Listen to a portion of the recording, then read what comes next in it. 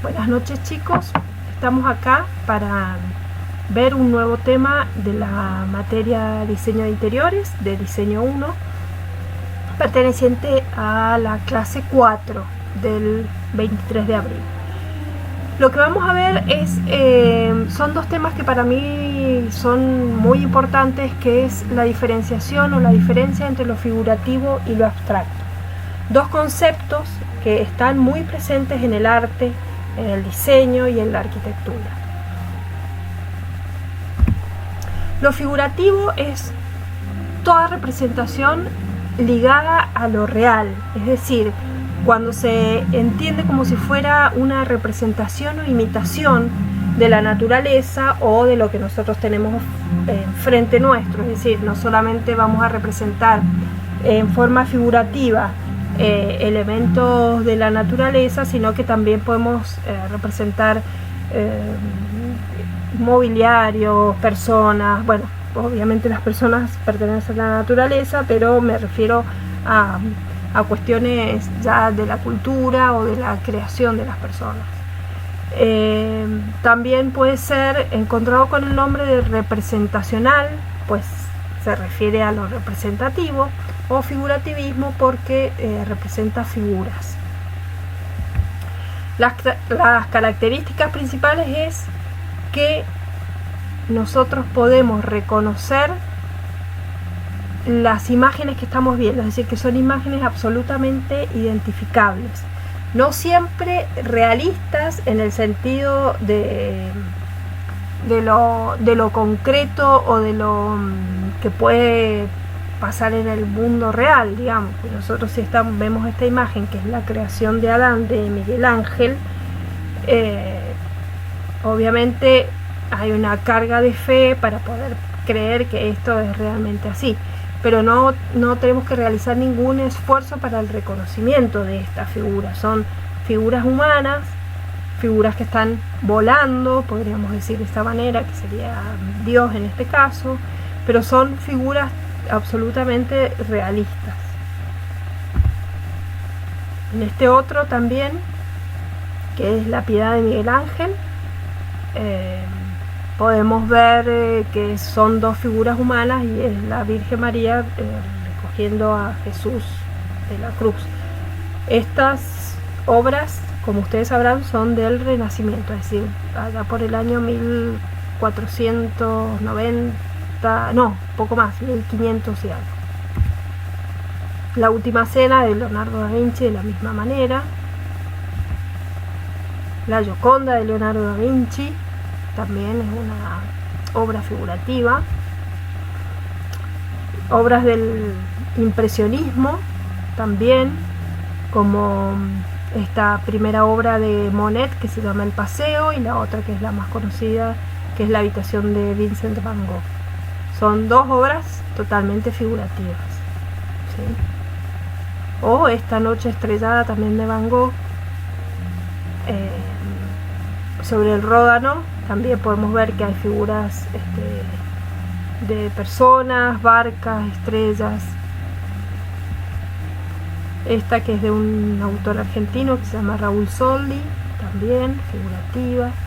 O Antonio Berni con su famoso Juanito Laguna, que si bien uno puede ver a las figuras humanas, que son estos niños que están aprendiendo a leer, se llama Juanito Laguna Aprende a Leer, también el fondo da digamos, no es reconocible como una vivienda, pero hay una representación o un atisbo de que eso es una casa.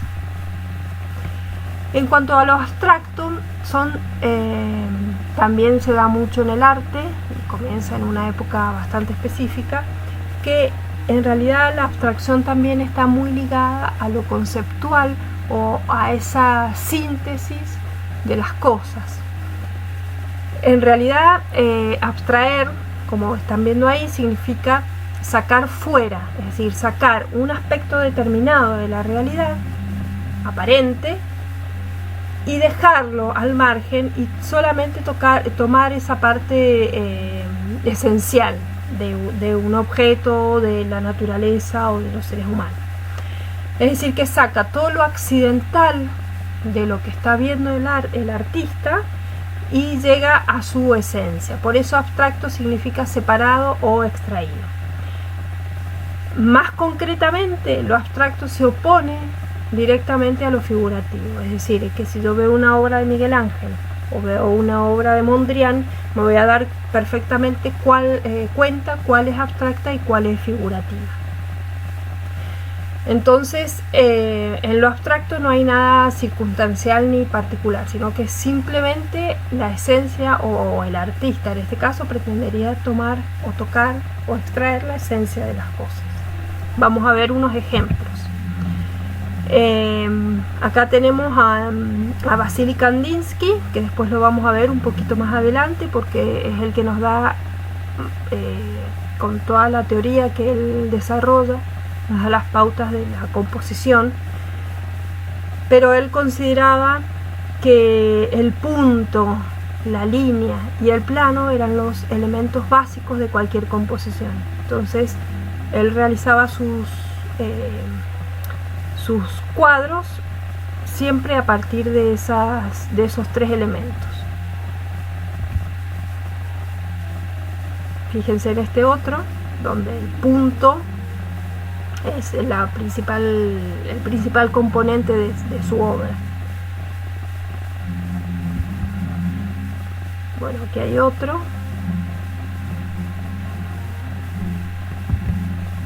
Después tenemos a Paul Klee en esta obra también muy abstracta, se llama Sonido Antiguo, y el exponente máximo de la abstracción, que después, bueno, ustedes ya lo van a ver en la historia, pero después estas vanguardias figurativas se llamaban así, aunque no fueran arte figurativo, pero estas vanguardias plásticas que fueron a partir de los años 30, dan pie a la arquitectura moderna, a la arquitectura racional. Entonces, bueno, Mondrian es como el ícono máximo de la abstracción. Todas sus obras están pensadas así, de esta manera, con esta configuración de horizontales y verticales, que nosotros lo vemos en realidad como cuadrados, rectángulos y líneas, pero para él las líneas tenían como un orden místico, es decir, él lo relacionaba con el universo, con el espíritu, con lo celestial y lo terrenal. Entonces, es decir, que ustedes van a ver obras abstractas y en realidad no están viendo cosas porque sí, o esa típica frase que uno dice, pero eso lo podría haber hecho yo. En muchos casos pasa, pero no siempre. Que hay un sentido detrás de las cosas, y eso es una de las cosas más importantes que nosotros tenemos que sostener siempre.